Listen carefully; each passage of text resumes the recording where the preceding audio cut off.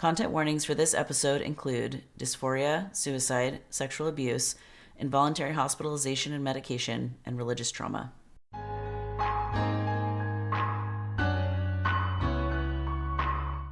Welcome to GenderMeowster Podcast Network. Genderful is a talk show featuring non-binary and trans folks discussing various topics and special interests. We kindly remind our listeners that no person is a monolith of identities. All opinions are the speaker's own. This show airs live on Twitch at twitch.tv/GenderMeowster, and VODs with show notes can also be found on YouTube.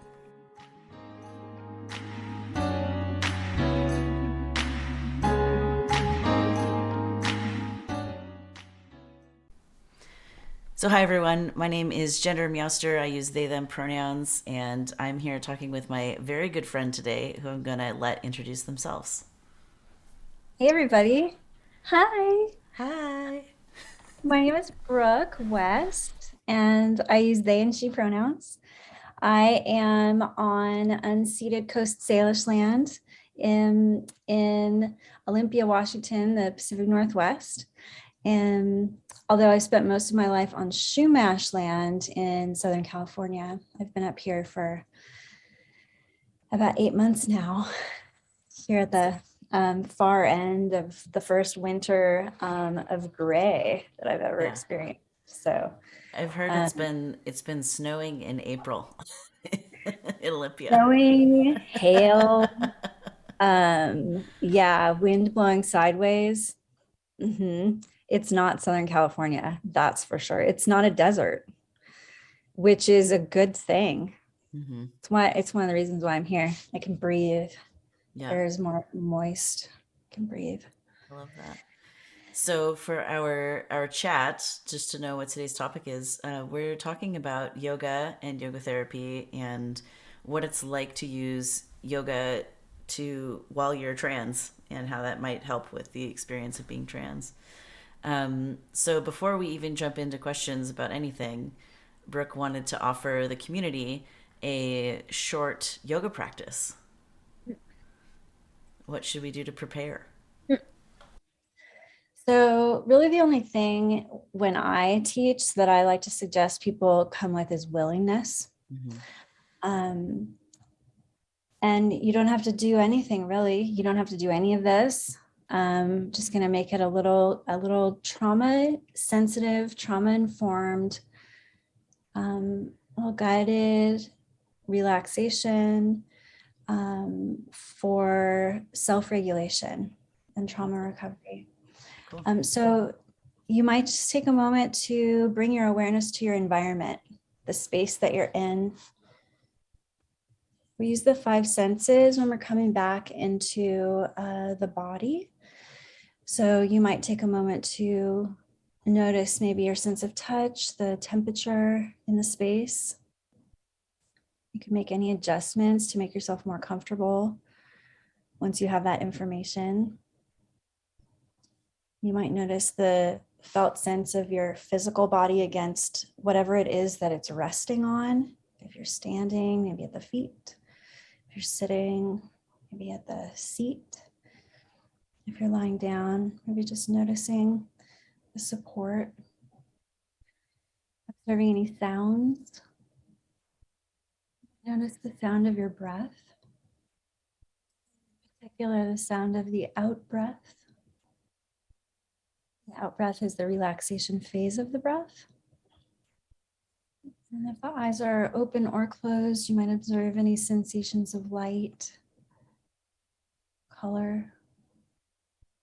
If the eyes are closed, you might also perceive any sensations of light behind the brow bone. And by releasing the gaze into peripheral vision. And not seeking experience, just being receptive. Observing any taste in the mouth, scent to the air. Notice the feet, pelvis, the belly, to the hands, arms, inward to the heart, upper back, chest, the throat,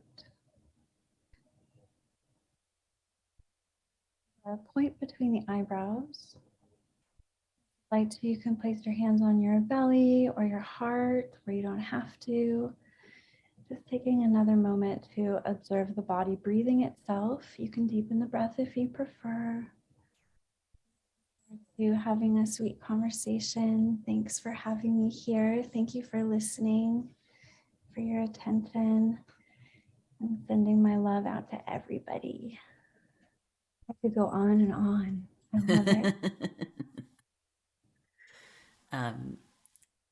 Well, what you do is very restorative, which I enjoy. But before we get too much into talking about yoga, I do want to ask you my trans questions that I told you I like Okay. to ask at the beginning. So, what are some things that you can trace back to your youth that indicated you might be non-binary or gender diverse one day? So, as we were talking before we started, I'm 49 years old. I was born in 1972.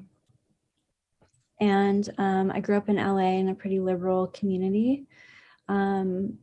However, my family of origin is not necessarily socially liberal as far as we're kind of waspy, I guess, Mm-hmm. which is how my grandmother described us. So being queer wasn't okay. Doing anything out of the norm or out of the ordinary just wasn't tolerated. And so I stayed very, I'm a good kid. I don't like to get in trouble. But growing up, I had an older sister. She passed away. I also have a younger sister who's living, but they would dress my older sister for Halloween as the princess, and they would dress me in a tuxedo. Mm-hmm. And I sort of had to like it because they were not going to dress me in a dress. And I think that that kept a door open in my mind for, I don't even know how to articulate it because, my generation, I feel like I didn't talk about it. I didn't really know anybody queer growing up. None of the kids in my group who grew up, I don't know that any of them are queer. And as far as like gender, that wasn't even a conversation on the radar. So most of my becoming has happened in the last few years. But I know that I preferred, I kind of like to dress like a boy. I like flannels and monkey boots and jeans but it goes deeper than that because practicing yoga, we talk about this sort of philosophical lineage of non-duality, right? And we live in this dualistic existence, good and bad, black and white, right? Boy and girl. But the whole point, one of the main points of yoga is to transcend all of that. Mm-hmm. Because in those binaries, in those dualities is where the suffering lies. Mm-hmm. Because we're trying to keep it like in a box someplace. And things just don't stay in their boxes. I have a lot of expansive sort of philosophy anyway. Mm-hmm. I've had transcendent experiences. I've had experiences that were, labeled as psychosis.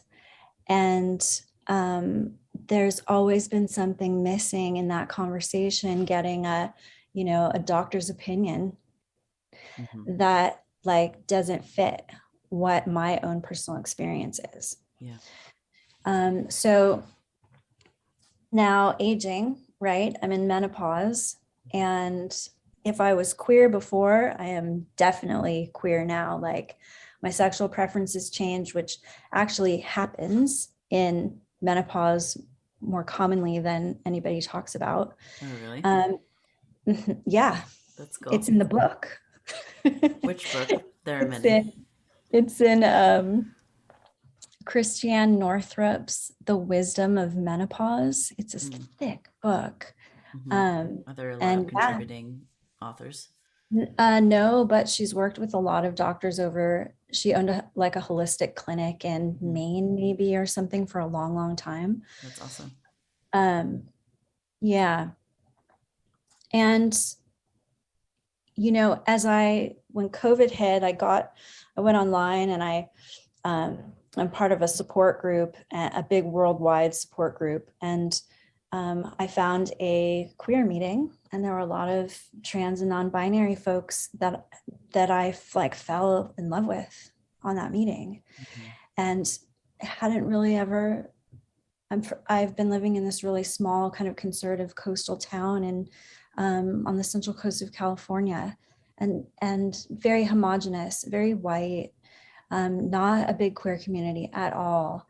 And so I hadn't really been exposed to the frequency, the vibe, the conversation, the love, like the community. I hadn't been exposed to it. And then all of a sudden, in this queer, trans, non-binary, neurodiverse, whatever you want to call that, like group, I found that I felt like I was at home. And so then kind of reverse engineering, whoa, what is my, like, who, my identity? Thinking about this physical body that I don't relate to, like my chest, especially the breasts, like the whole, that's like, these aren't like, this doesn't, like, I had to accept it when I was 12. Like I was forced to accept it.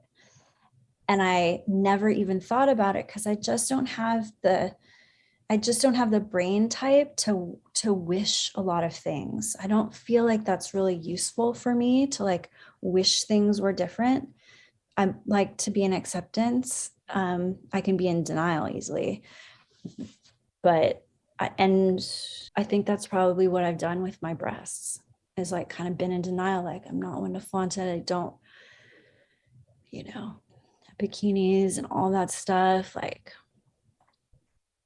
and I don't really think of myself as like man or woman when I'm thinking about myself.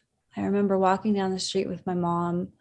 My mom and I have been estranged most of my life, most of my adult life.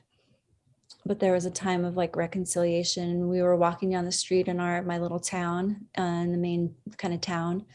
And she said to me, Brooke, men are looking at you. Like men are attracted to you. And I like had no idea, not even remotely looking for that, or like, I don't know, it just fits into a category of something that my brain just doesn't even think about. Mm-hmm.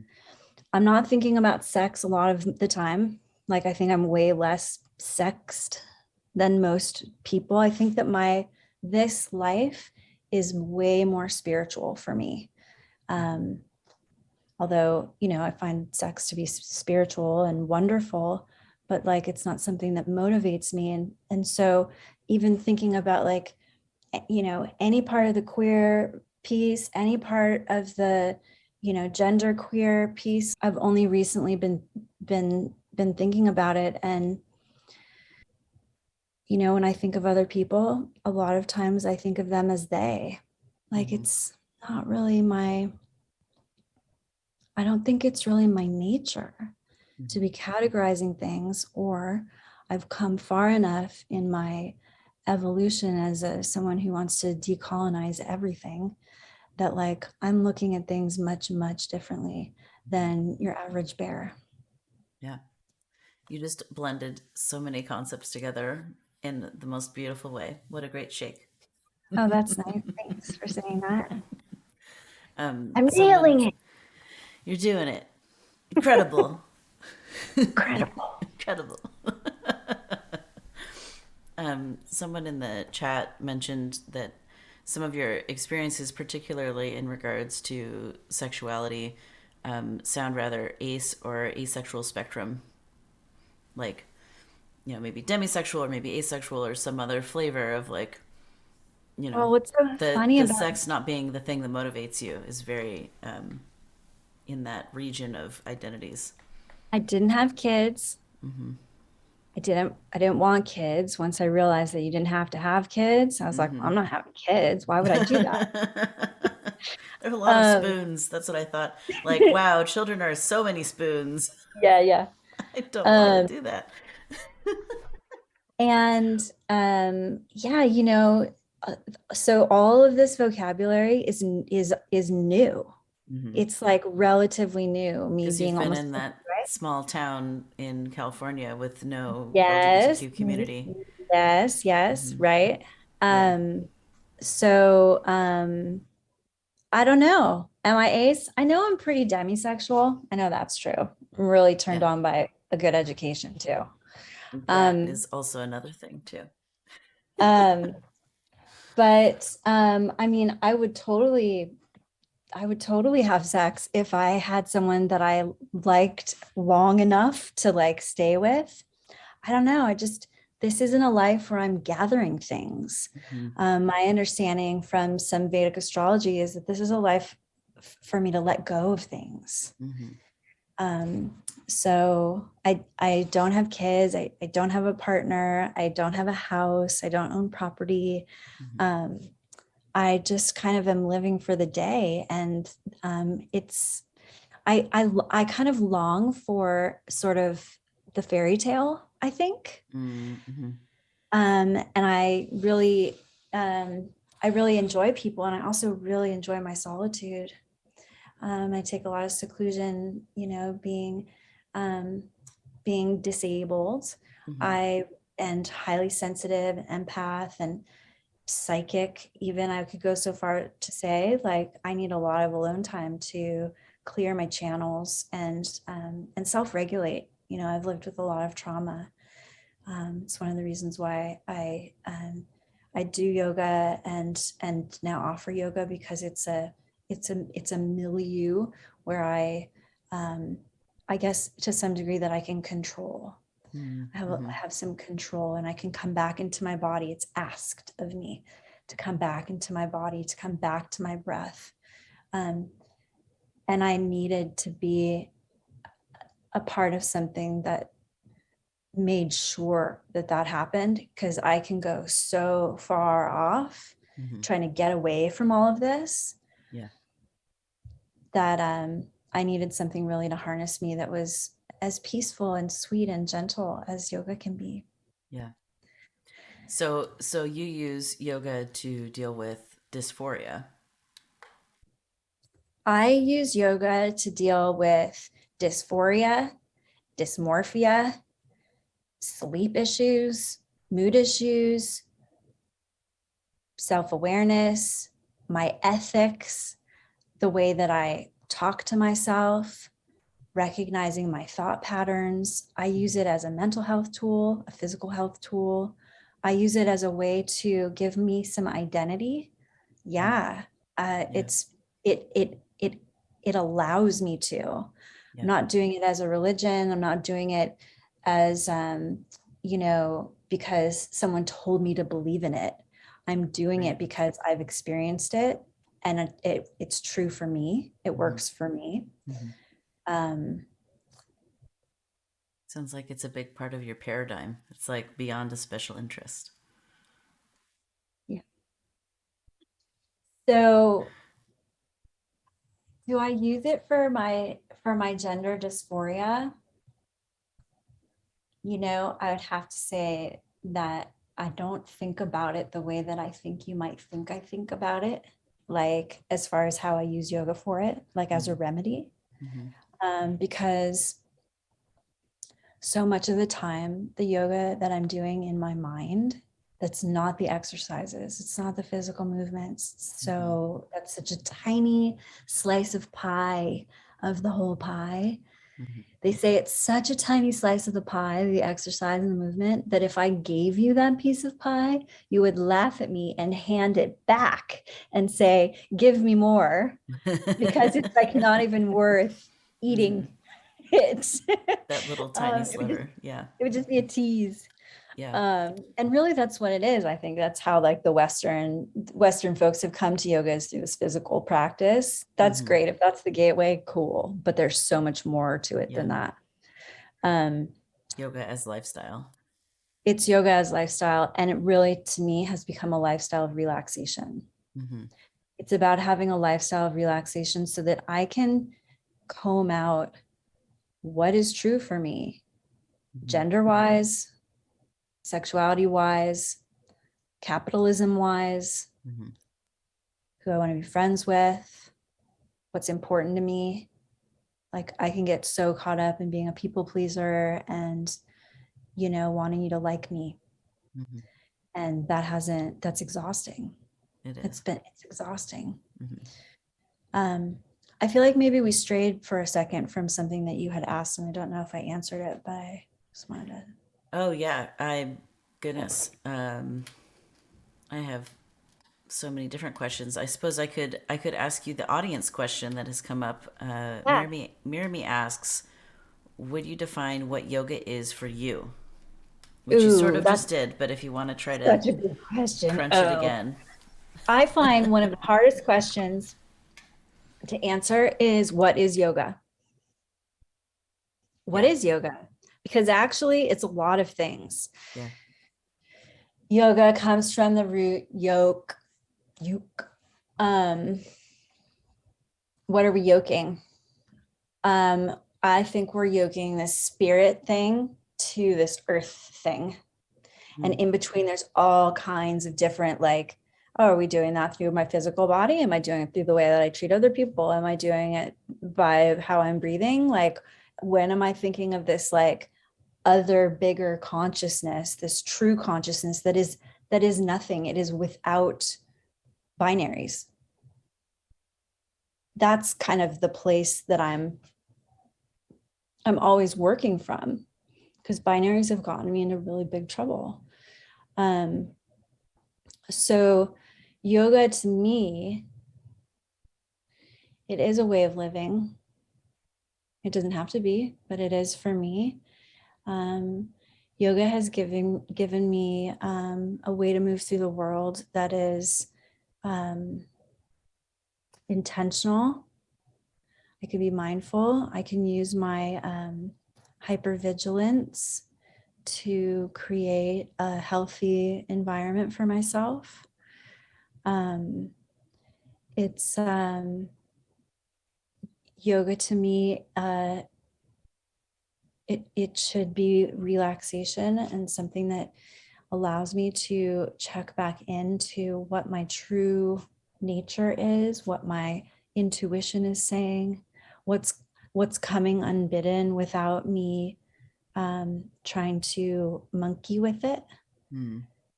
Um, because I want to adjust my world and fix my world so that it's perfect.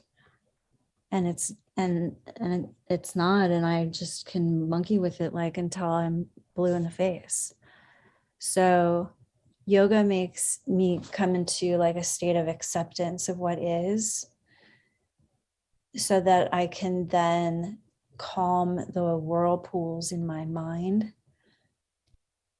and notice that I'm noticing that I've calmed the whirlpools in my mind. And that just noticing is part of the medicine of it. It's the remedy Mm-hmm.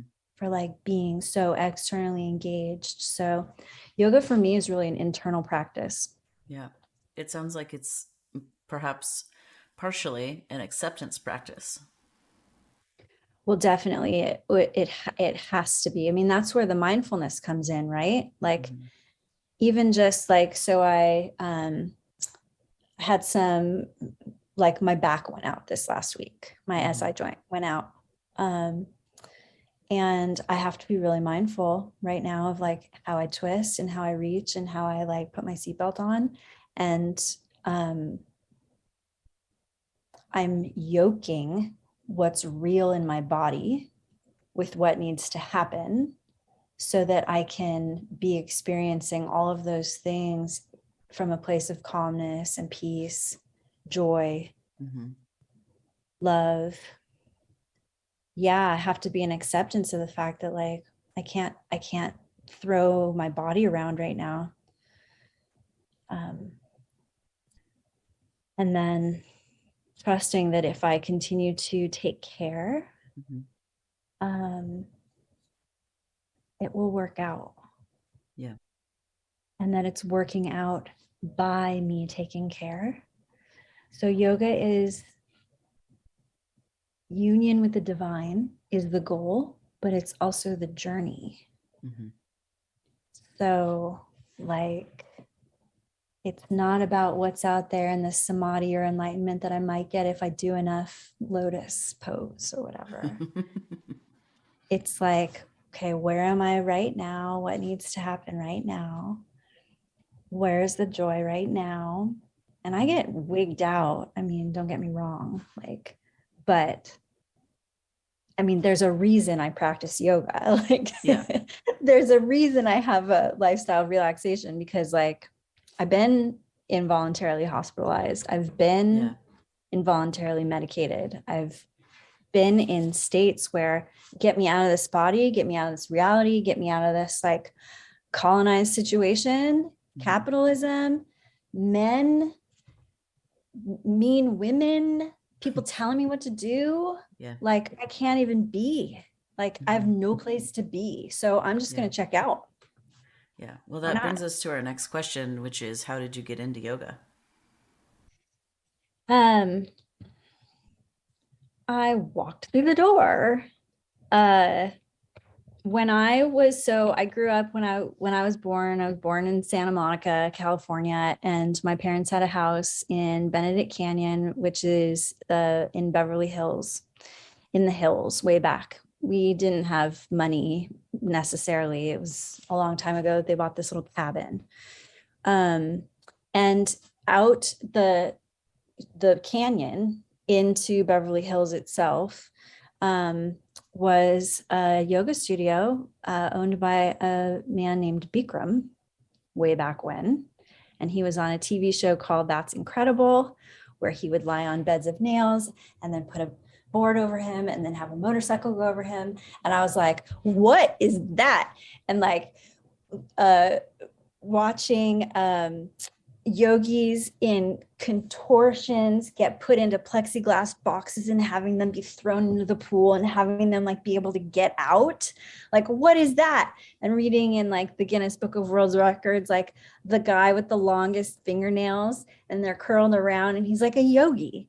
And like the guy who's holding his arm up for 10 years as like some sort of spiritual practice. Like I was fascinated by all of that stuff. My mom had a record with like a record sized booklet of black and white pictures of the yoga forms that they were telling us to do on the record. And we only did that once or twice. I remember lying.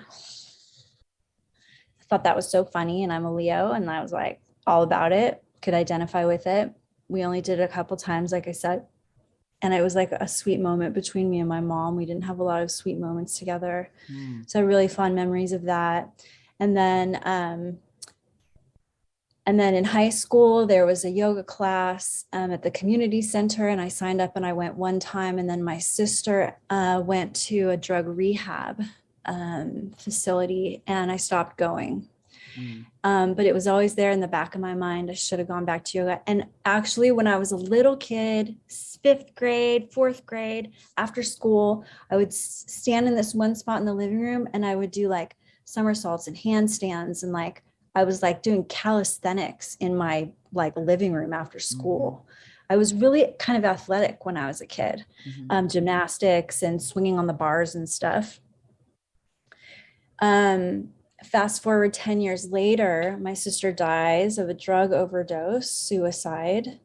Long time coming. All that time was like 12 or 13 years later. And my friends, I was really depressed, suicidally depressed. And a couple of friends started taking a yoga class at the community college and they kind of made me go and they kind of threw me in the van and they like took me every time. And I did that for a few sessions. And then Bikram yoga came to town when it got really popular back in 2002. Hmm. I had been asleep in my bed since my sister died, 3 winters in a row, with terrible seasonal affective disorder, suicidally depressed. I would sleep for 22 hours a day. Wow. I like trained myself to sleep. Mm. After my sister died, I was just like crushed. My family was like just split apart. It was devastating. And I thought, what's the point? Like, okay, so I know where I could go. There's an option there. My sister took that option. Okay, well, I have nothing to lose. So 3 people in 1 week said to me, you should try Bikram yoga. You should try yoga. Have you been to yoga? And so I went and I paid $10 for 10 days.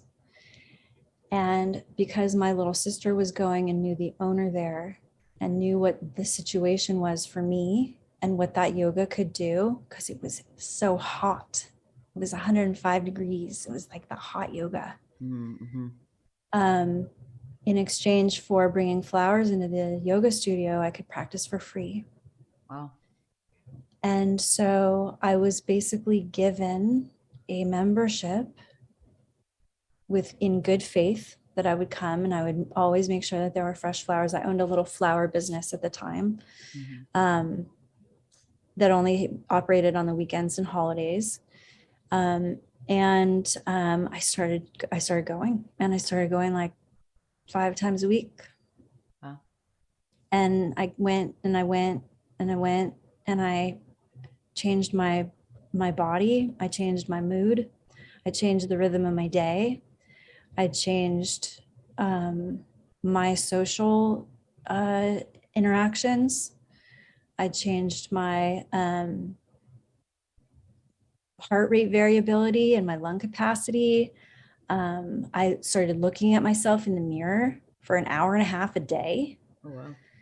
wearing almost no clothes, and had to like come to terms with what my body looked like and then watch it change. But not only watch it change, I wasn't watching it change as much as I was feeling it.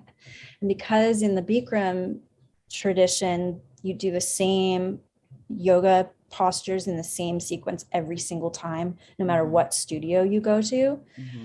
I could track, which was, I think was really important for my mental health. I could track what had happened the day before in a certain pose and what was happening now today in a certain pose.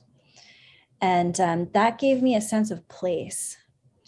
Whereas, like, I haven't really had a sense of place with my gender. I never got along with the girls at school. Mm-hmm. I hung out with the guys a lot, Mm-hmm. actually. Um, the girls that I was friends with weren't particularly, girly, Mm-hmm. I guess. Um, yeah,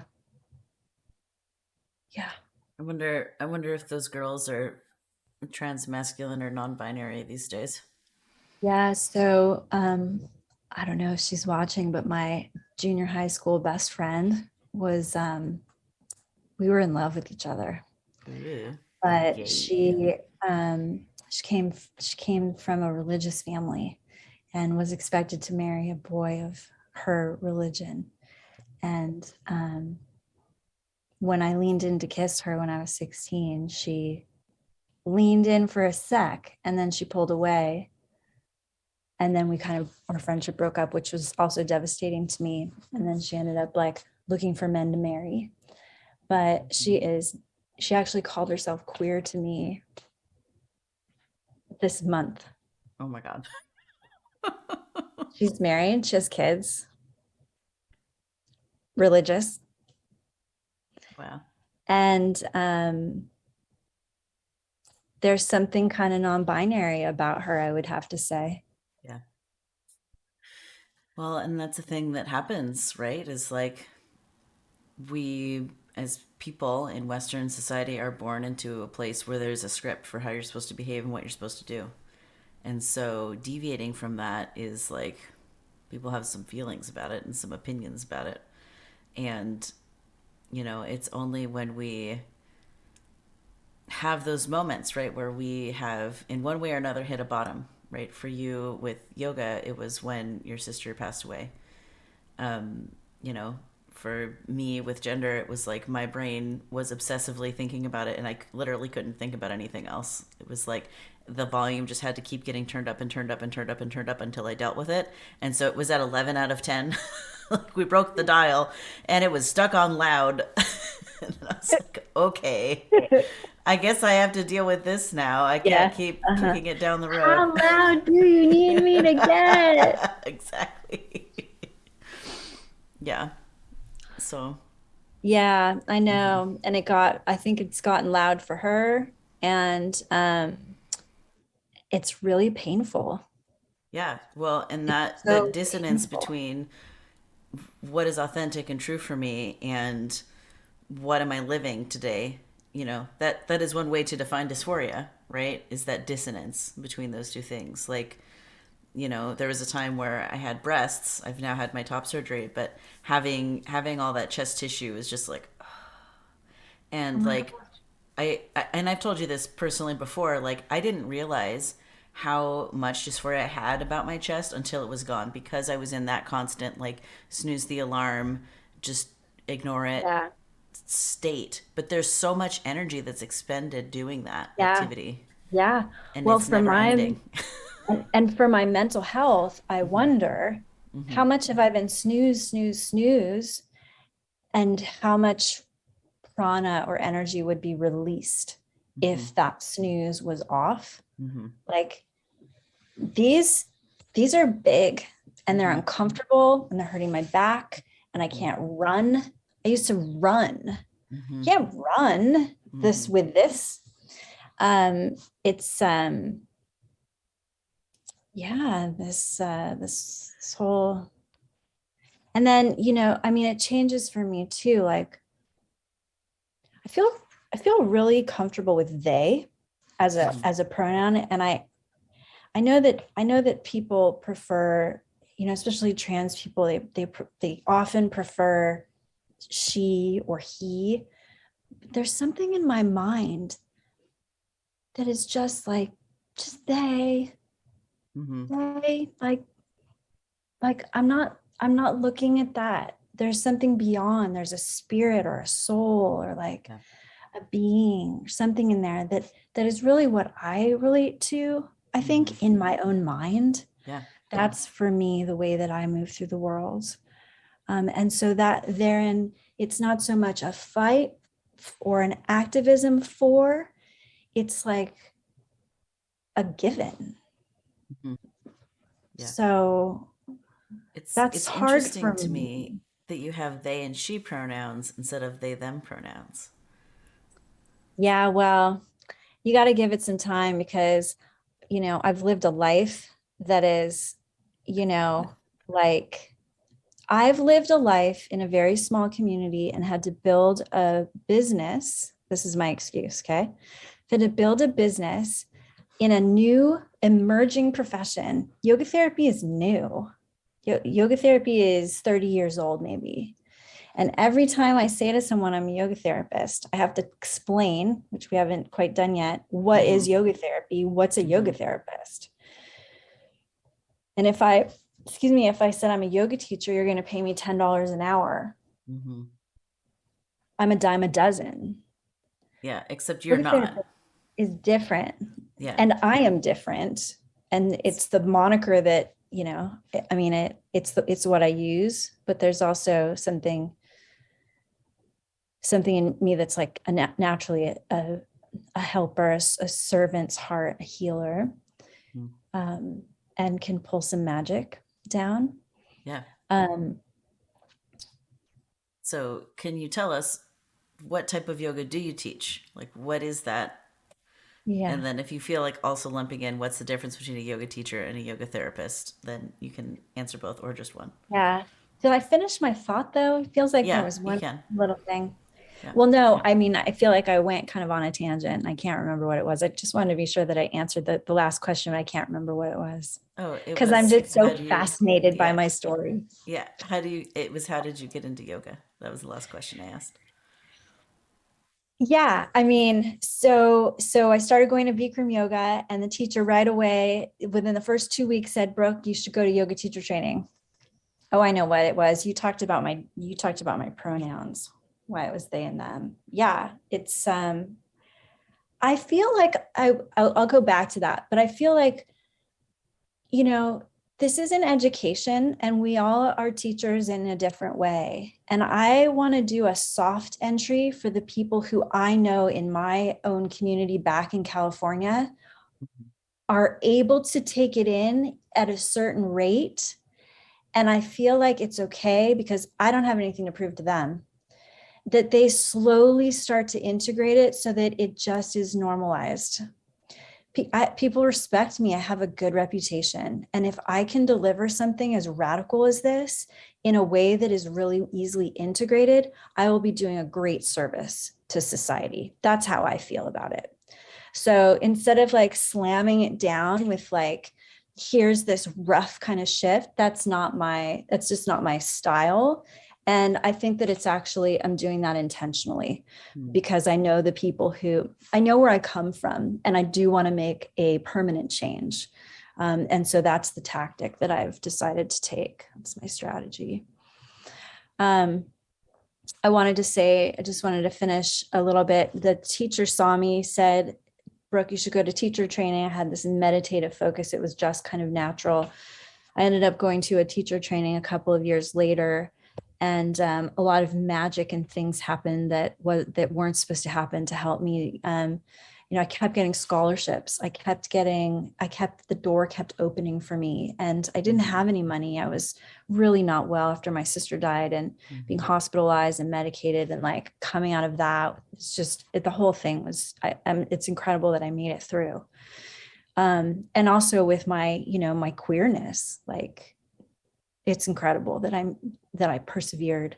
Went to yoga teacher training, then was invited to come back and do this yoga therapy track that I had already kind of started but hadn't existed when I started it. And they sort of developed this program around it. And then I'm like one of the original Ananda yoga therapists. I'm like one of the first 10. Is Ananda the So type of yoga you teach? So I went to Ananda Village in Nevada City, has a retreat center called the Expanding Light at Ananda. Ananda is within the lineage of Yogananda, Paramahansa Yogananda, who wrote the autobiography of a yogi, who was a yogi who came to the United States back in 1921. And he stayed until 1953 when he died. And he traveled across the United States back in the 20s and the 30s, teaching this yoga called Kriya Yoga, which is a certain breathing technique, mantra, and mudra, a movement of the finger. It's just a simple kinesthetic kind of experience to get people into a meditative state. He ended up settling in California, where I'm from, and has an ashram in Encinitas with a surf spot called Swami's, and a place in Pacific Palisades. I went to school right next door when I was little. And when he died in 1953, the nuns, he left the Self-Realization Fellowship. That's his like church of self-realization. That's what it's this like meditation community. He left it to the nuns, and the nuns kicked out the monks, and the monks dispersed, and they all started these little communities. They're like intentional communities based on yogic principles. World Brotherhood colonies is what they call them, because Yogananda said a great cataclysm is coming, and you'll want to live simply and with high ideals, because that's all that you're going to get to use when this cataclysm comes, which may be here. And one of those monks started Ananda, which is up in Nevada City, and it's got 250 people who live there. And so I was trained there, yeah. And it's a branch of yoga that is considered yogic mysticism. So we're practicing what we call Raja Yoga, the royal path. If we're fortunate enough to be able to access yoga, we're probably the wealthiest people on the planet. We're not having to deal with hauling water or firewood, dealing with marauders and, um, you know, terror, although, you know, we all are experiencing terror, but if I have the opportunity to be able to sit and meditate, it's my service to the world, to be able to be a calm presence and a beacon for that calmness, so that other people can remember that they have that within themselves. And if they are so inclined, and I like to help people access that, they can practice it too, and we can hold the light. So I teach restorative yoga, which is considered the passive yoga, where you take blankets and you fold them and you put them on the floor, and then you drape your body over them and you rest. And then I guide you through a visualization and meditation while you're in those forms, very simple forms. And really what I'm doing is I'm teaching meditation, disguising it as restorative yoga, which everybody wants to do because it's like nap time for grown-ups, if you're a grown-up. And then But a it's like yoga, really fancy nap time where you like actually get good sleep. it's super restorative. Yeah. So one hour of yoga nidra, which is a deep yogic sleep where you're not exactly asleep. You're half awake and half asleep, and you're kind of in that liminal space between, right? That's that non-binary brainwave state. It's equivalent to 4 hours of actual sleep. That's so cool. So a yoga teacher is taught how to teach yoga forms or poses to a group, any group. But a yoga therapist is taught how to teach all different things about yoga to people with specific issues or small groups with specific issues. So you go to a yoga class at a yoga studio and it's just a flow class, and they're not going to say like, what are you going through? What are you going through? Okay, I'm going to doctor the sequence for the people in the room. Right. That's what I do. Right. And I also offer specific therapy, yoga therapy for different medical conditions, anxiety and depression, mental health issues, trauma, stress. That's kind of what I've ended up focusing on. I think because I've experienced it, and I know what it takes to create an environment where I could actually calm down. So I offer that to other people. Another thing that separates yoga teachers from yoga therapists, yoga therapy, because it's an emerging field, what we're really interested in is developing research that shows how these practices are affecting people. It's almost always for the better. And so the idea of research, and also of integrating with the medical community. So I can work with a psychologist or a psychiatrist if they're willing. I've worked with pain psychologists on teams for some of my clients. They're therapists. I have an understanding of what their sort of like care, what's the word I'm looking for? Really what their care is. And I want to complement it. And oftentimes people are receiving care for, say, a mental health issue. None of their care providers are suggesting that they practice anything in the body.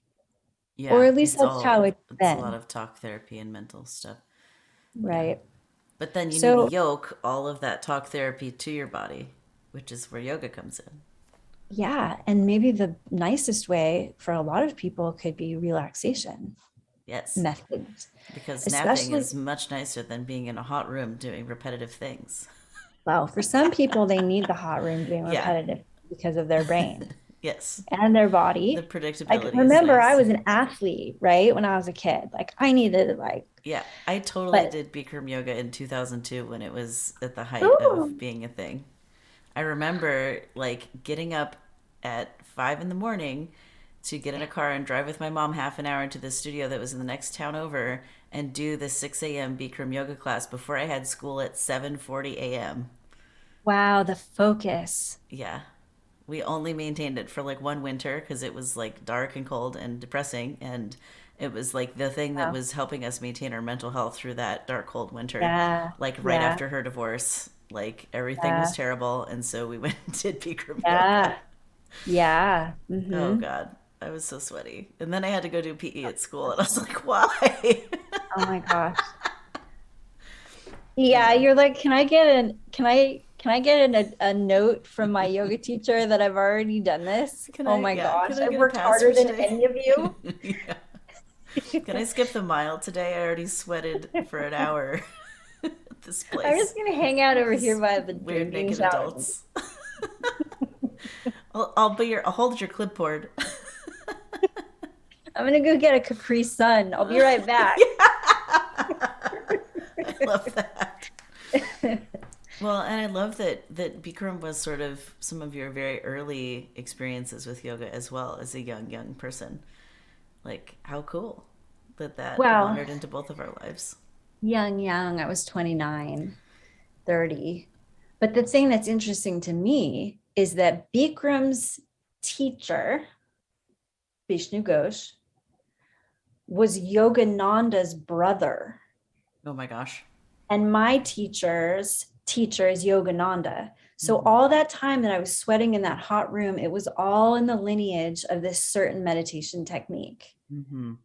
And when I was in third grade, I was sent to a private school that was right next door to Yogananda's lake shrine in Pacific Palisades. And so I was like on that same whoa, whoa, whoa, like frequency, like power spot where all these people were coming from all over the world to meditate in this certain meditation technique. Mm-hmm. Some of Gandhi's ashes are there. Like it's a power spot on Wow. the Pacific coast in LA near Mm-hmm. Malibu. Mm-hmm. Um, I've been infused with this light, this path, this like purpose, this, it keeps coming up if you look back in my world. Okay, so here's the other thing I wanted to mention. Mm-hmm. In yoga philosophy, there's something called the yugas, and the yugas are eras, and they're long. They're like, I don't know, 26,000 years each or something like that. And within this cycle of time, there's a dark age, which is what they say we're coming out of. Then there's a middle age where it's like the age of energy. And then there's the lightest age, the highest kind of age, where during that time in the highest age, Sattva Yuga, they call it, people communicate through telepathy and people are androgynous. Oh, really? Yes, really. They don't That's have so gender. cool. Yeah. So, you can live in any of those yugas in your mind. Am I going to live in the dark yuga? Am I going to live in a place that's slogging with pain and trouble and everything is really hard? Am I going to live in an age of energy where I'm, working at things on the mundane level? Or am I going to live maybe just mentally, but maybe that's all we need, in a place that transcends time and space and sound and gender and the binary? That's where I want to live. So learning about the yugas was also pretty transformational, I think, as a dial clicking over to, okay, what is this gender thing and where do I fit in? Because Mm-hmm. if the ultimate like expression of humanity is to be androgynous and to not have a gender, then I'm going to practice that right now. I love that. Feels easier. Mm-hmm. So do you think that part of that might have to do with surgeries in the future? Are you running into like barriers to body modification that you want? Financial Like, barriers and mm-hmm, like logistical, I mean, I'm a yoga teacher, right? So I'm moving around a lot. yeah, And so it's it's pricey to be able to take that much time off it is. and all of that. But I tell you Mm-hmm, what, almost every time that I'm naked, I'm looking at my body and I'm moving my body parts around and I'm looking at myself as mm-hmm, if I didn't, what would I look like? What would it feel like? yeah. I think about it all the time. Well, But also, I have physical issues, and I'm not sure that my body wants to go through that sort of healing, that sort of trauma and healing. mm-hmm, And because I'm still in menopause, my body's changing a lot. I don't know. It's not my first priority. I just moved kind of across the country and I'm looking at my career a little bit differently after COVID. And so I'm not prioritizing it, but if I had 10 grand, it might be something I considered. yeah. Did you know that in January, Washington State passed a rule that all the health insurances in the state have to cover trans stuff. So as long as you get it documented, it might actually be covered 100% by your health insurance. I don't know if you knew that, I but did not know that. that's a reality. Literally, our guest last week, like, moved across the country to get access to the healthcare we have in Washington. So, just so you know, it's possible money won't be a problem in terms of getting the stuff paid for. And then the stream team that I'm in the process of starting with a couple friends is our goal is to raise direct mutual aid for people so they can afford to take time off work to go get their gender affirming care. Like, this is exactly the thing we're working on, which is why I'm asking you about it. Because it's super important to address this stuff. And, I can't do anything about your age and your physical healing experience, right? Like, I don't have a solution for that. Maybe you do and yoga does, but it's possible that the financial barriers could be removed. I think it's very possible.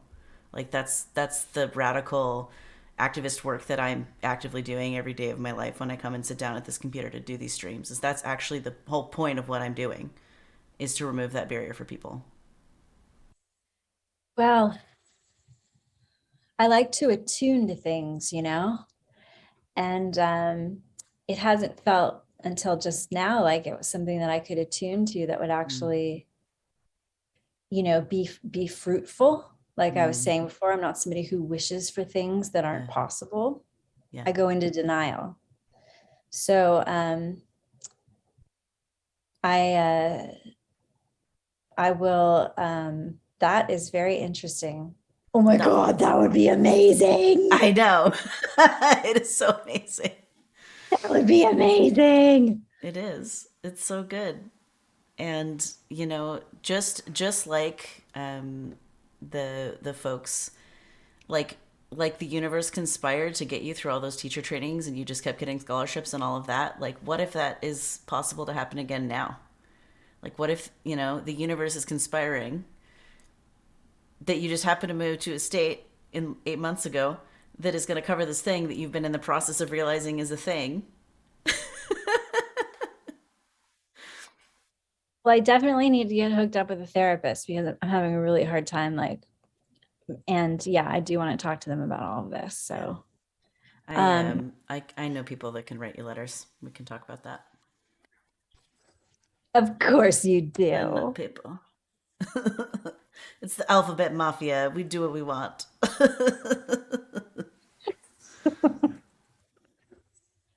I took a couple of notes here, and there were just a couple of other things that I wanted to.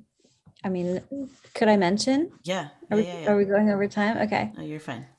Um, so I had my first girlfriend when I was 43, I think. So I'm a late comer outer. Hmm. And that girlfriend taught me so many things. And one of the things that she taught to me, well, that she taught me about how, internalized I had, how much I had internalized sexuality and gender. Mm. She's not non-binary, but she very well could call herself that. She lives that in such a wonderful, beautiful way. I'm super inspired by her. I'm so glad that I can say that now. I was so heartbroken by what had happened in our breakup, but I really am inspired by her. And anyway, she, was often mistaken as for a he and would be called sir all the time. Mm-hmm. And I remember watching her moving through the grocery store and how she was not exuding a gender or a sex Mm-hmm. frequency to move through the store. Mm-hmm. She was moving through the way that she is. And it made me recognize in myself how often I have used my gender as currency to get to the front of the line, Mm-hmm. to get a favor from the guy behind the counter. Mm-hmm. You know what I mean? Yeah. And there was a real profound turning point for me in that I don't know, it was a spiritual, like, kind of awakening for me. It was a transition in the way that I looked at myself and the way that I realized that I moved through the world, and how some people don't have that privilege. Mm-hmm. I'm white, I'm educated, compared to the rest of the world, I'm wealthy. Mm-hmm. Like, I look my gender assigned, or I did a lot more before, like, and how that is that just furthers inequity. Mm-hmm. I've been disabled. My hand swelled up when I was 12. I have a lymphatic disorder, and so I've seen the world from different eyes. I've been what I would consider fat. So fat, queer, disabled. And so I don't know how I appear to other people as I move through the world, but I know that the way that I'm thinking about the world is different than the way my younger sister moves through the world, or the way those girls in junior high school move through the world. Yeah. I have a different perspective. Maybe there's some autism in there, some just wired differently, and I'm good with it. I think that there's a shift happening for humanity in general, and maybe it's on a DNA level or a chromosomal level, or I don't even know what, an endocrine level. Bring it on, because this thing that we've created is not working. I don't have to say that. Everybody knows it. And so I think that trans and, polyamory are two of the most decolonizing ways of living on the planet that we have thought, if we have a choice about him, you know what I mean? Like, I think I'm polyamorous just like naturally, and I'm probably trans just naturally. But I wouldn't have known about it if I hadn't been exposed to it, and if you hadn't come before me, and all of that, been out and all of that, yeah, I know the legacy, the lineage, and I have been so unhappy with this world that I was born into. Deciding to be self-employed, like, as soon as I got out of college, like, I can't work for a corporation. They want me to work for Dole or Disney or something. Like, no way. Mm-hmm. I am too radical. I'm too innovative. I'm too creative. I'm too like, yeah, I just doesn't fit for me. So I'm also Aquarius rising, and I love, you know, the um, the innovative and that which speaks to all of humanity, not just one. Um, so, I love that. um, so I wanted to mention that, and I wanted to mention that I'm doing this. I'm doing this wonderful yoga nidra yoga. So it's the deep, deep relaxation yoga. I have a yoga therapist. I am a yoga therapist, and I'm working with a yoga therapist um, named Marina Patrice Varr. They and she and MP are their pronouns. They live in Philadelphia. They teach online. They teach Daring to Rest. They just offered a 21-day program, and one of the there it's like a guided relaxation, and it's wonderful. And um, they work they they work with people who are moving through like gender free um, pregnancy and um, Sweet Perfection Yoga Therapy offers intersectional, trauma informed care that centers queer, trans, and non binary folks and families. But there's a lot of, like post prenatal and postpartum for non binary and trans folks, like people who don't identify as mothers or who are, bearing children. Anyway, I highly recommend their work. Um, they have this meditation for us where we call upon our council of support, whether Mm. it's people or angels or people who don't exist anymore on this planet or whatever. And it's very profound. And I was doing my dishes the other day, not in a nidra space, and I felt the presence of this like avatar of all my council support, and they were taller than me, darker in color, like not even a human, but they were definitely gender free. There was Mm-hmm. like a genderless, because I remember thinking, is this presence male or female?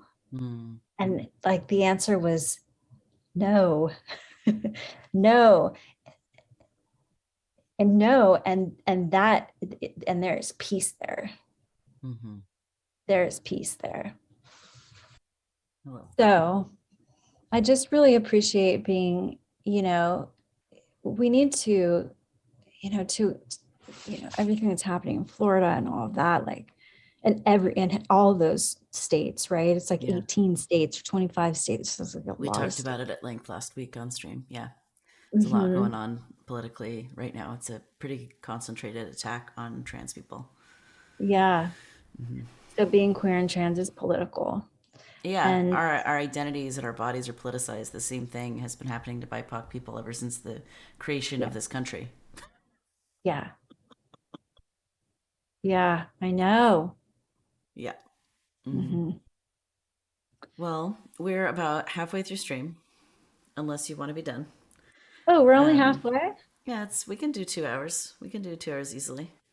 Oh, I thought I was yakking your ear off. And No, you're being normal. I should have told you during tech that it's 1 or 2 hours, and I don't remember what you filled out on the talk show form. But I said two if I can handle it. But I okay, looked at I don't know, I thought it was. Anyway, yes. what a fun conversation. We're going to pivot now to a handful of more specific questions about yoga and gender dysphoria. Um, and I wonder, Brooke, do you want to start with the reading that you have, or do you want to start with some questions for this segment? I would like to just do maybe a tiny bit of reading if that Okay. is all right. So Yeah. is this reversed if I do it like that? Let me see it. The green screen is clipping it out. There we go. A Queer Dharma, Yoga and Meditations for Liberation by Jacoby Ballard forward by Shannon Barat. Susanna Barkataki. Oh, I can't read that Susanna little font. Barkataki. Yeah. So this book just came out in December. Oh, It's nice. amazing. Rad. Written by Jacoby Ballard, who is a trans yoga teacher and activist. And he can say it better than I can about how yoga is helpful for, what are these questions you want to ask me? Gender dysphoria. Yoga can be helpful for anyone if they have the willingness, I think. And part of the thing that we're looking at now, different than 20 years ago when I first started teaching yoga, is how trauma affects the people who come into a yoga space, and how trauma affects the way that we are not in our body. Fight or flight. We want to get out of the situation. Depersonalization. I'm no longer in this body. Dysmorphia. I don't even know what my body looks like to you. Am I skinny? Am I fat? I don't know. And then the dysphoria, when you want to be in a different body, right? Like yoga, the practices of yoga simply allow us to become present. And when we have a little bit more space to be present with what is, we have more capacity to manage what is and to hold room for all of that injustice that we're all living with. So Jacoby writes in this book that his queer and trans yoga classes, he teaches the same as he does any class, but the context is different. And the references are different. And the music is different. And the clothes people come in wearing is different. And the laughter is different. And the vulnerability and the nobility are maybe a little bit different. So there's a chapter in here called Teaching Queer and Trans Yoga. And it starts with this quote, this question: why do LGBTQ people need a separate space, a separate class? Isn't that exclusive? People have asked me this question over 15 years of teaching queer and trans yoga. My answer is the class is needed now, given oppression within and beyond yoga in the US. Ultimately, I would love every yoga class to truly embrace all students of every gender, ability, race, and age. That is just not the case right now. Until we take on oppression and privilege and its dynamics in yoga classrooms, trainings, and retreats, a class like queer and trans yoga is needed to provide queer and trans people with the life-saving tools and skills of yoga. It can be easier for us to walk into what they call an affinity class, a class where if you're BIPOC, it's BIPOC. If you can only do a chair practice, it's chair practice. You can't get, if you're queer, if you have Parkinson's, we can be ourselves a little bit more easily. Queer and trans students report seeking refuge in the teachings and teachers only to experience further homophobia, heterosexism, racism, transphobia, fat phobia, and ableism. Yoga communities are often quite toxic in my experience. And yoga teachers are often not well qualified. They're not well trained, and they don't have the experience that's required to teach people with special needs. And our American, and maybe it's global mindset, our white colonial mindset is not compassionate enough to recognize that certain people have certain needs, and that the words that I mean, the words that I am using right now may be offensive to someone, but at least I'm aware that if they are, I won't be surprised and offended if someone brings it up to me. I have the humility and the willingness to learn. Not everybody has that right now. Mm-hmm. Yoga teachers included. There's too much fragility, you know? So, yoga teacher Kalia Marshall reflected once, there's so much pain that comes with trying to be who you are in a society that doesn't approve of who you are. Society is constantly telling queer and trans people that we shouldn't exist through overt and subversive forms of oppression. When we do not possess the tools and presence to shield ourselves from or uproot these continuous messages, we experience trauma that embeds itself in our bodies and hearts, our relationships, and our community. So even by not being welcome, it's causing, right? Mm-hmm. The offering of queer and trans yoga recognizes the existence and persistence of trauma among queer and trans people. Trauma to the individual, which varies among individuals, and the trauma that we collectively hold. And then there's a list of a lot of different traumas: suicide, harassment, murder, denial of services, blah, blah, blah. Don't have to go into it. We've all lived it. The practice of yoga encourages us to examine our behaviors and look deeply into them. Do they come from a place of fear or even terror? In class, we can examine our experiences of trauma and how they affect everyday thinking, emotional responses, and embodiment. We can anticipate a trigger and use resources of breath, sensation, and orienting to the space that we're in to keep us in the here and now, so that we might respond to a difficult moment or situation in a way that is healing. Healing trauma does not necessitate an end to injustices, but rather provides us with tools to be present and skillful in the midst of injustices, neutral circumstances, and pleasures. So there's this spectrum of experiences that we have. Mm-hmm. Of course, we seek to create a just society, but as Larry Yang suggests, that road is long. In the meantime, yoga and mindfulness practices prevent us from perpetuating further harm out of our own dysregulation. So when you're in dysregulation, you're in fear, you're in stress, you're in worry, you're in overwhelm.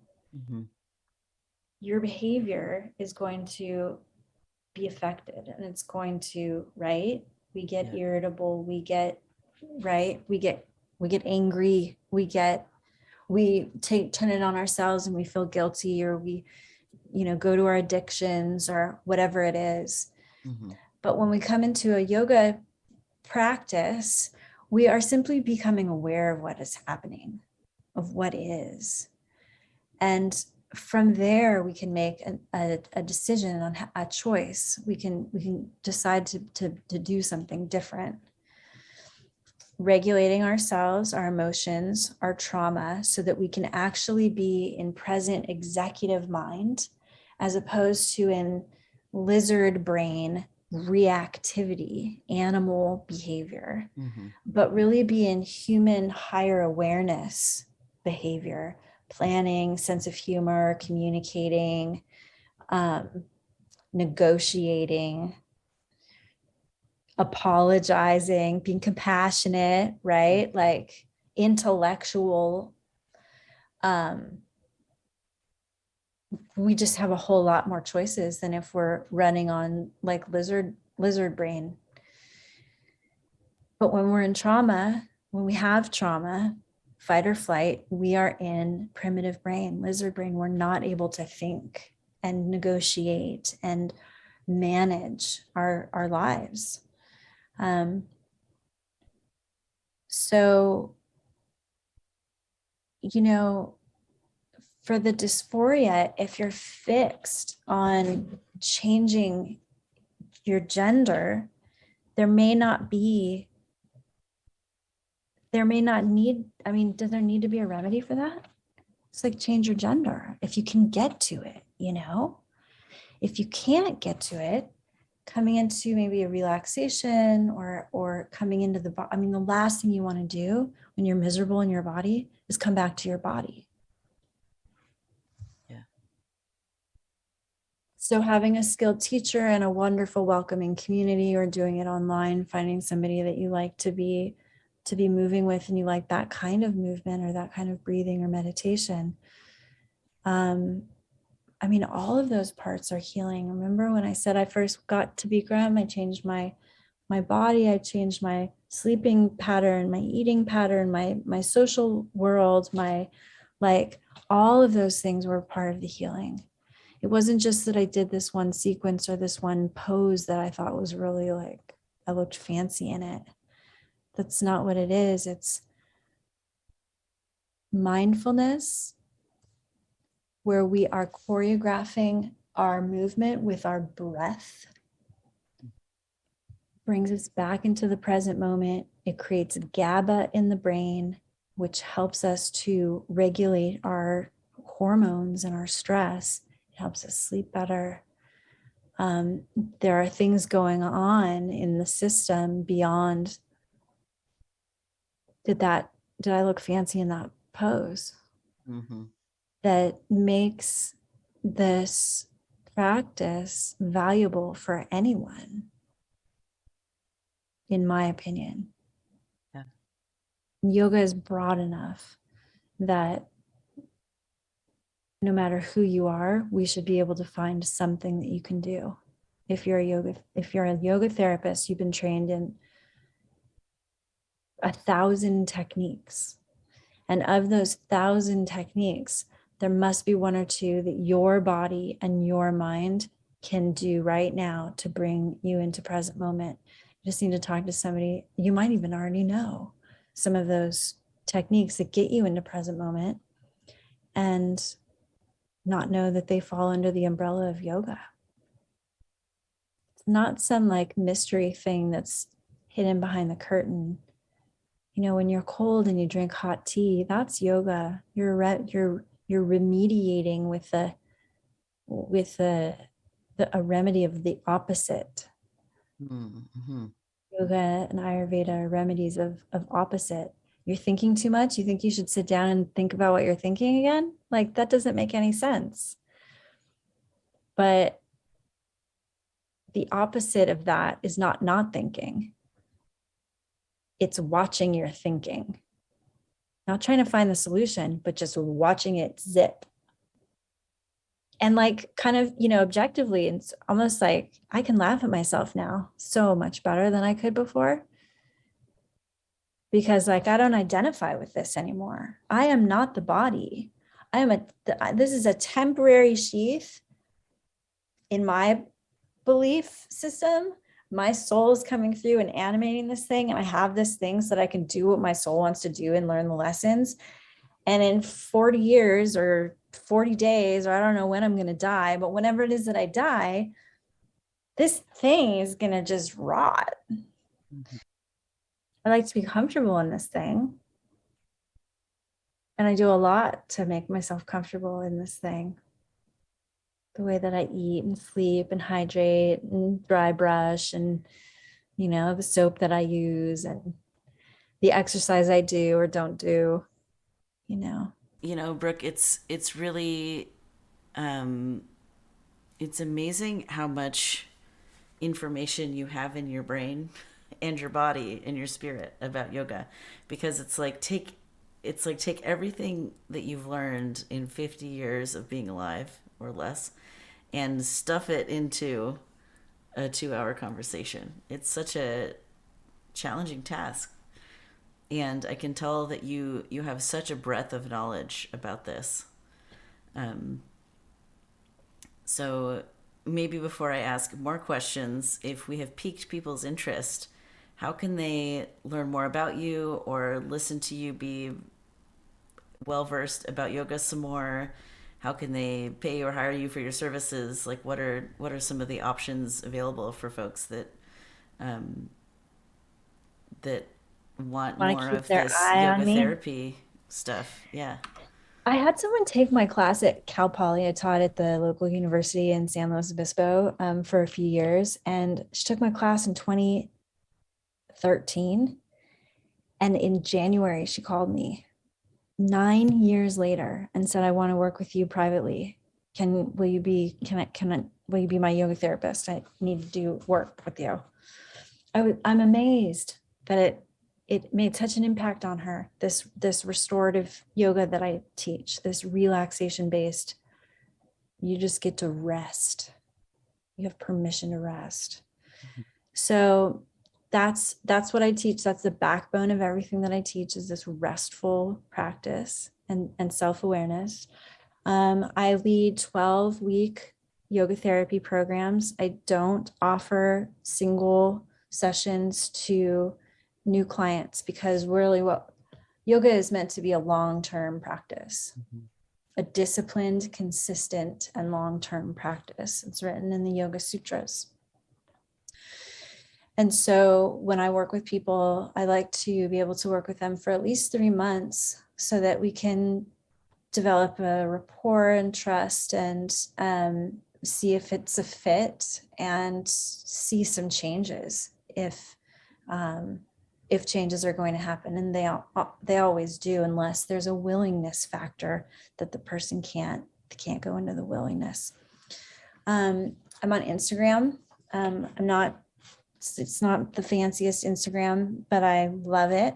And I'm I'm looking at the newfangled marketing and all of that. I'm starting to put programs into an online teaching portal, and I am planning. It's not official yet, but on May 20th, 21st, and 22nd, I'll be leading an online and in-person restorative yoga training and retreat. It's a 12-hour program. Over the course of one weekend. It will be recorded and you will be able to replay them. We'll be going through what's called the balancing sequence. It's a restorative sequence that's propped on the floor with blankets and pillows. 6 different forms: a forward bend, a backward bend, a twist, another backward bend, and a little bit of a gentle inversion where your head is lower than your heart. Sort of how to modify those alternatives if you need. Different bodies can do these forms, or we can find something compatible or similar. That's a retreat for learning how to do these practices, why we do these practices, how to create a trauma-sensitive environment for yourself, for other people, what that means. And we get to rest a bunch. And if you're a yoga teacher already, you get continuing ed units. That's a really nice experience. It's a like kind of a deep dive. It's an immersion into a balancing sequence that will balance mood. It's for both anxiety and depression. And there aren't too many people who teach the way that I teach and what I teach. So really right now it's one-on-one programs, and it's that group weekend workshop. I do from time to time teach weekly classes, but I'm not at this point. If you go onto my website, you can sign up for my newsletter and get the very rare email, although my teaching schedule changes all the time. That or Instagram is really the best way to kind of keep tabs on me. So I have your training that's coming up pulled up on the screen behind you on stream right Oh, you now. do? I do. Yeah, that's why I've been Cool. quiet this for a minute here. Is I was trying to get it all set up. Um, so it looks like you actually have early bird registration for your restorative yoga training and retreat that's coming up. And when does that early bird window end? May 15th. May So you have a little 15th, bit of time. 2022. Okay, yeah, Hmm. and the podcast only version of the episode should be out before then. So, yeah, I love just describing this for people listening on the podcast and can't see your website. I love all of the different shades of blue that you use. I'm curious if you feel like telling us about your iconic blue yoga blankets that are everywhere on your website and in your practice. Yes. It's because it's kind of a fun side note. Yeah. Sort of an identifying factor. So I own about 100 yoga blankets. About 75 of them are this like kind of baby blue color. Um, and actually, I received a grant. I fundraised for those blankets because I Mm, wanted to teach an evidence-based yoga therapy program at Drug and Alcohol Services for their mental health court and their drug court clients. mm-hmm, We wanted to see if yoga helped them, reduce their anger and their recidivism, um, and it did. Um, but I had to hand the check over to the county of San Luis Obispo, and I had to have them buy the blankets. And this accounting lady in the back bottom of this huge office building bought those blankets. That's the color she chose. And so it's completely random that, like, I didn't pick that color, but mm-hmm. they're really comforting, Yeah, calming. totally. And then in Vedic astrology, one of my strongest planets um, is Saturn, which corresponds with sapphire, blue sapphire. And so it is strengthening for me to have blue and that blue violet color. I also like it because it corresponds to this highest chakra, the sixth chakra, Anya Mm-hmm. chakra, where we go past fight or flight and into rational mind, reason. There, it's those higher centers. It's voice and self-expression. I had a really hard time expressing myself. Wasn't allowed to express myself, and had to take a lot of years to start finding my voice. And it's soothing, and I live to soothe. Mm-hmm. It's totally So soothing. I'm glad that you like that. I'm just kind of feel like I'm just starting to figure out this online world, and I teach people all over the world. Mm-hmm. I've had clients in Australia and Canada, um, and in Georgia and Florida and upstate New York and the Bay Area. And um, yoga therapy is surprisingly effective online, actually. Um, I do sometimes fundraise so that people can afford my services. And I do often offer scholarships.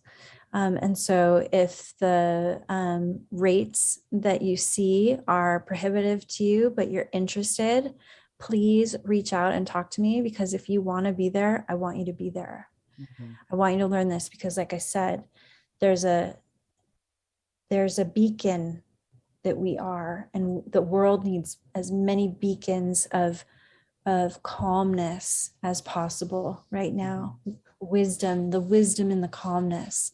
Yeah. So we learn to get ourselves there in my programs, in my classes and trainings and retreats. I would Um, love to hear from you. Follow me on Instagram yeah. So Instagram again is Brooke West Yoga. That's the handle on Instagram. at Brooke West Yoga, and Brooke with an E. Yeah, that's right. I BROOKE WESTYOGA. I like your reels on Instagram. You do? Yeah, you do fun little things. Very fun. I do not like to be on display. I do not like to be seen. I mean, if that's, you know, dysphoria, dissociation, like, I don't want you to look at my body. I don't want you to look at my shape. I don't want you to look at my face. Mm-hmm. I don't want you to judge me. I don't want you to categorize me. I don't want to be seen. Mm-hmm. So Instagram is really uncomfortable for me. But I think I do an okay job. I give you a little bit of what I've got, and then I close the door, and I am here I bask in my seclusion at home, my very calm, peaceful, uplifting environment. I have a silly question. Okay, I like it. Does your cat inspire any yoga in you? Oh, my kitty cat. So, you know, yeah, I mean, this cat, I think, is an incarnation of my previous dog, Mm-hmm. who I think is also an incarnation of my sister. So I think that I have my sister's energy here because these companions are so wonderful, and I really had to learn patience Mm, with my dog. I'd never owned a dog like that before. yeah. Um, this cat, I have to be in acceptance of who this cat is. This cat does not do what I want him to do at the time that I want him to do it. Um, so, those practices, the ethics, um, that are the foundation of yoga, I use those ethics and those morals, or those social values, all the time. That those two pieces are way more important than the movement factors of yoga. And I really I'm really interested in ethical leadership, spiritual and ethical leadership, because we're not talking about those sorts of things as being yoga. Patience, acceptance, forgiveness. I have to forgive this cat every time it meows at me for wanting more food. You know what I mean? Like, go back into love. Love is yoga. There's nothing more yoga than love, the union of the divine with, like, the irritation of the cat hair. Um, so, on the topic of yoga ethics and spirituality, how do ethics inform spirituality, and how can yoga ethics support gender identity and integration into a heteronormative world? Oh my gosh, I could spend like a half an hour talking about just that. I'm sure you could. I should have had like a PowerPoint thing. do Brooks TEDx. It's a great idea, Jack. So in yoga, there's something called the yamas and niyamas. They're kind of like the 10 commandments of yoga. And I hate to, Christianize it, but it's one way to look at the ethics and the moral precepts.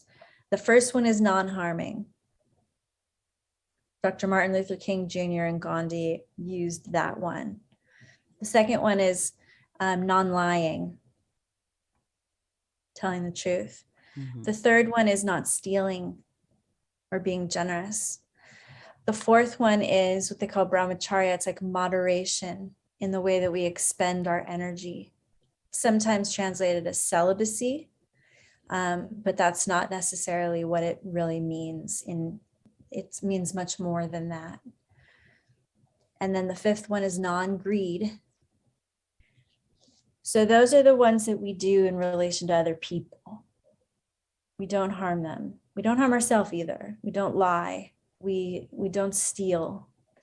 Those are 5. Then the other 5 are cleanliness, it's how we treat ourselves; contentment, we have to choose these things; self-study, austerity, and surrender to what they say, surrender to the divine. So read the question again. How do ethics inform spirituality, and how can yoga ethics support gender identity and integration into a heteronormative world? That sounds like a question I would write. Okay, read the first part. How do ethics inform spirituality? Okay, so these ethics, cleanliness, not stealing, blah, blah, blah, right? This is a spiritual practice for me. I know when I'm lying, I know when I'm stealing. If I decide I'm not going to do that, then I'm in a spiritual conversation. I'm in some sort of conversation with me, myself, and I, whatever bigger self that might be. Mm-hmm. So and that fifth of the niyamas of surrendering to the divine, I mean, that is something spiritual. You're kind of imagining that you're not alone, Mm-hmm. or that you're a part of something greater. Mm-hmm. Maybe more true than not alone is a part of something greater. You could never be disowned ever. Even if we think, even if I'm alone sleeping 22 hours a day after my sister died, I'm not disconnected. Mm-hmm. It would have affected a lot of people if I had died. So does that, I don't know if that's a clear enough explanation of how does ethics inform spirituality. Yeah, Isn't I it mean, spiritual to not hurt someone? yeah. Like, That's a whole class that I took in undergrad is spirituality and ethics. We spent an entire semester on that. So it's a huge topic for sure. it is, yeah, yeah, and So we can just fascinating. acknowledge there's a connectedness between those two concepts. There's a connectedness between those two concepts. And every, all the world's spiritual traditions have a very similar code of Mm-hmm. ethics, like I said, like the 10 commandments. Yeah. The Buddhists have the 4 precepts, right? Mm-hmm. Like there's just codes to allow our our culture, our society, and our communities be sustained. Mm-hmm. If we Different go around iterations of killing the golden everybody, rule. yeah, Mm-hmm. we don't want war. We Mm-hmm. want peace and joy. Yeah. So all the stuff that's happening in the world that is warring, like, no bueno. So then what? So then the second part How can of the yoga 5 parts ethics of that question. support gender identity? Okay. If I'm practicing non-harming, what feels the most uplifting to me when it comes to my gender? To think about myself, to surround myself with. What am I going to ingest as far as like media or messages from the environment? Am I going to be honest with myself, non-lying? Am I going to be myself? Am I going to tack that new pronoun to the front of my pronouns? Right? That's being honest. Mm-hmm. Non-stealing. Am I stealing future joy for myself by being in the closet? I know that to be true for myself. Mm-hmm. Now, looking in hindsight, I don't want to thieve myself, unless I have to be safe. I mean, I think a lot of that, the reason why it took me so long is because, so that's how I sort of approach anything. I superimpose these ethics and these morals on top of whatever concept I'm thinking of. How can we choose contentment despite our gender, wherever we are in that process, that journey? Practicing cleanliness. Am I taking care of this vessel, no matter how it's presenting? Am I taking care of it? Am I being moderate with it? Am I, for me, it's my mind. I'm so hard on myself. I can Mm-hmm. never do it right. There's constant criticism going on in there. Is there a way that I can moderate it?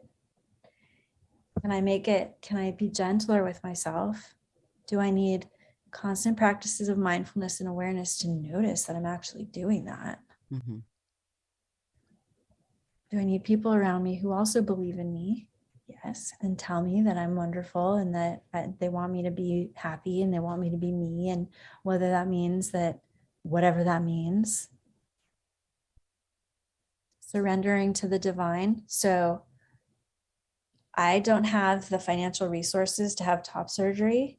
I've surrendered it to the divine. Like, there's nothing I can do right now. But maybe the state of Washington will have enough activists who will be working for this because that is their Dharma. Mm. I'm over here helping people recover from trauma and relax and come back into their body. Mm-hmm. Other people are doing other work. It's all very important. And we could cross benefit. I, have surrendered that. Like I only have so much control over so many things. And so maybe it will provide a miracle if I do surrender it, and another solution will become evident that I could never have pushed to find. I could never have found it Mm-hmm. if I had pushed, I think Yeah. there's a lot of maturity and like emotional sobriety to surrendering and letting everybody be what they want to be and do. Mm-hmm. And knowing like that I am still a part of all that is. I will never be separate. They are also a part of all that is. We are all part of this big organism. And when we realize how to treat ourselves and to treat other people, that organism is happier. Yeah. So that's that middle part of that question. Right. The end of it is integration into a heteronormative world. How do we use yoga to integrate into a heteronormative world? Well, I mean, how can yoga ethics support gender identity and integration into a heteronormative world? But part of me is like, Okay. why does the world have to be heteronormative? Yeah, Heck I you, know. the world. Yeah, I know. I feel the same way. I heard that too. Um, but it's in the self-acceptance. It's in the self-acceptance and the acceptance of other people, the being in the Mm, presence, not being in trauma and fight or flight, trying to like change it all the time, but actually coming to a sense of like inner peace and acceptance of what is happening, and like realizing how many spoons do I have and what am I going to use them for? Um, Developing more of a precision and an efficiency on how to use, for me, how to use my energy mhm, has come from the practices of mindfulness, of yoga, of meditation, of breathing, regulating my breath, regulating my thoughts. It's a system. It's a scientific system for mhm. well-being. Yeah. It's scientific because we know that if we practice it in a certain way, we'll have the same results over and over every single time. Yeah. It's replicable. I It's love not that. hooey. Any yoga class, though, you just go to any yoga class and you just go to another any yoga class, like it's not the same. That's not Yeah, the no. science so much of it. Right. Well, because as you spoke about, like the yoga therapy thing that you're up to is like it's the whole pie instead of the tiniest sliver that is not even It is worth the hope. Yeah. eating. Nah, I know. Yeah. Yeah. So I know that you have a closing practice to offer us. I have easily another 15 questions I could have asked you, but I want to be mindful of our audience's time. And I do have two sort of concluding gender questions that I ask all of my guests. So I don't know what order to do those things in. Do you have a preference? I Just maybe we can close out after the questions, after when the conversation, when you want to Okay. close. Um, can you share an experience with gender euphoria? So like feeling good in your gender and those sorts of feels. Hmm. Well, I know when my friends refer to me as they in front of me, I feel very seen. I feel valuable. I feel honored. Um, I also love dressing in overalls, and I feel like overalls are very sort of non-binary. Um, I'm surprised you didn't wear overalls today, to be honest. I was teaching. I was teaching before, and so I totally would have. I loved having my head shaved. Yeah, I that's loved. super fun. I love that. I love being with my trans and non-binary friends. I feel the most comfortable with my trans and non-binary friends. Like Mhm. being out in regular world with cishet people is really awkward for me. Yeah, neurotypical cishet people. It's like it's like a nightmare. Totally. I am so judgy when I walk away. I'm just like, oh God, like they're missing it. Ah, people are so quick to judge, and I am similar, but being in my little community of, my close community of neurodivergent, queer and genderqueer folks, like I can be myself. Yeah. It's wonderful to be in a community of people who have similar identities because you just get each other on a level. I mean, you already talked about it when you read Queer Dharma book and why have an LGBTQ class? Why have a BIPOC class? Because it's We get to you have mirror each shared other. experience. We get to, yeah, You get it in a way yeah. that others don't. It's true. It's really that expansive mindset for me. Yeah. What would you like to make sure folks know about your perspective on gender and non-binary slash trans issues? Like, if you had like a little 30-second bite that you just are like, this is the thing I want everybody to know, what would that be? It's the thing that I started talking about living in duality versus non-duality. It's spiritual. Mhm. Maybe not even necessarily that there's a spectrum, but there's something beyond a spectrum, beyond. It's spiritual. Yeah. Yeah. It's one of the expressions of spirit. Yeah. um it's what the yoga tradition tells us we're heading toward. Hmm. Accept it now. If we can accept it now, Hmm. we'll be saving ourselves a whole lot of headache when we get to the other side of the veil. And we don't have anybody to argue with. Like it's just, you know what I mean? Like Yeah. if you're alone on this journey, if we are each one of us in our own way connected to this greater unit of consciousness, like what I'm responsible for is to be in as much awe and enchantment as possible. Mm. Yeah. I love that. And if I'm really concerned about stuff like that, I'm not going to be able to be in awe and enchantment. I'm in awe and enchantment of the cishet neurotypical like way of moving through the world. I'm in awe. And I'm in enchantment that I no longer identify as having to like be servient to it. Hmm. Yeah. I like being radical. You're so I like it that I radical. don't have to like follow rules Yeah. because those rules are oppressive.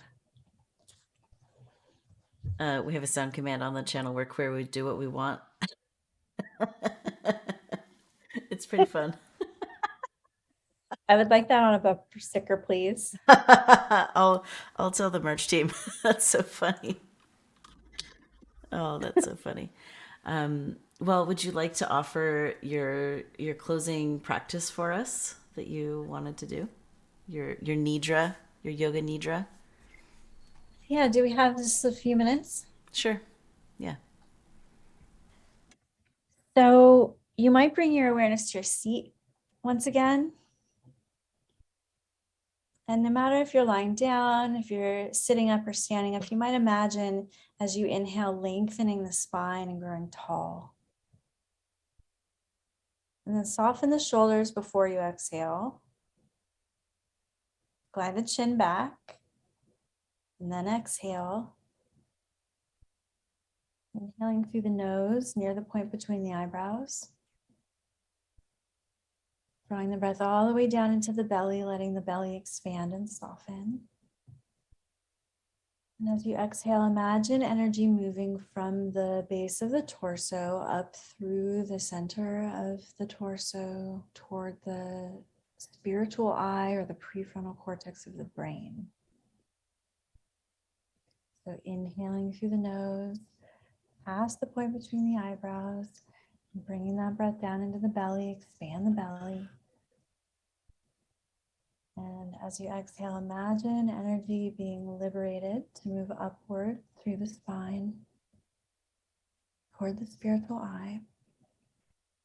And observe that gentle organic pause that resides at the end of the out breath before inhaling again through the nose, expanding the belly. Call this diaphragmatic breathing. 4 of these breaths shows change in the nervous system. You don't have to do a lot. And then exhaling when you're ready to. Tall spine once again. Shoulders are soft, as if allowing that energy to rise effortlessly toward the spiritual eye, bringing prana or life force to the executive center of the brain. Notice the shoulders. Find the breath through the nose, inhaling. Softening the gaze, exhaling through the nose. Relaxing and widening at the back of the neck. Inhaling, expanding the belly. Noticing your thoughts as you exhale through the nose. Noticing the pause at the end of the out breath. A couple more if you feel to. If you can't breathe through the nose, that's fine. Breathe through the mouth. Calming for the nervous system if you can eventually close the mouth. Just do what you can. Let it be joyful and easeful and kind. Just the thoughts. And all of your queer and trans family around the world. One of us lighting up like a candle. Acknowledging ourselves as a unit of greater consciousness. Ourselves as a part of all that is. I always feel like I'm falling asleep at the end of your practices. Your voice is so calming. I just like trance out. That's the point. It consistently surprises me that I look back and you're just like peacefully smiling at me, and I'm like, oh, I spaced out again. It's like ADHD and yoga. That's a whole nother 3-hour podcast you could do, I'm sure. Well, Brooke, thank you so much for being a guest. It's been wonderful to have you here. Lovely to spend time with you as always. Totally. Totally. To our friends in the chat, to our friends watching this later, either video or audio only, you have a lot of different ways to connect with Brooke. You can find Brooke on Instagram, Brooke West Yoga, BrookWestYoga. You can also hire Brooke for private lessons. I think that typically it's 3-month sprints of lessons. which can be done online or in person. So if you're interested and you don't live in Washington State, that's okay. You can still work with Brooke. Lucky you. Brooke also has a website, brookewestyoga.com, where you can sign up for their newsletter. You can register for Brooke's upcoming yoga training in the middle of May next month, or towards the end of the third week of May. And yeah, there's just a lot of ways to connect with and engage with these ideas and processes. And I can tell you personally, working with Brooke as a private client has been revolutionary. Whenever you all hear me at the end of streams and I'm like, okay, I have to go now, it's time to go to yoga, that's where I'm going, is to go to restorative yoga with Brooke. And I can say it has really helped with managing my pain, with coming to acceptance about my physical limitations in my body. And even it's like I had to accept them, and now it's like, okay, maybe we'll make you 3% more able-bodied than you were a month ago or whatever. And I'm getting back range of motion in places I didn't think I would, and all sorts of things. So anyways, yoga is life. Genderful would like to thank our guests for being on this podcast. Please feel free to join us live on Twitch on Mondays. Check out the replays on YouTube on Fridays, and keep an eye on your favorite podcasting platforms for edited audio-only versions. As Nefertiti says, trans rights are human rights. That's right.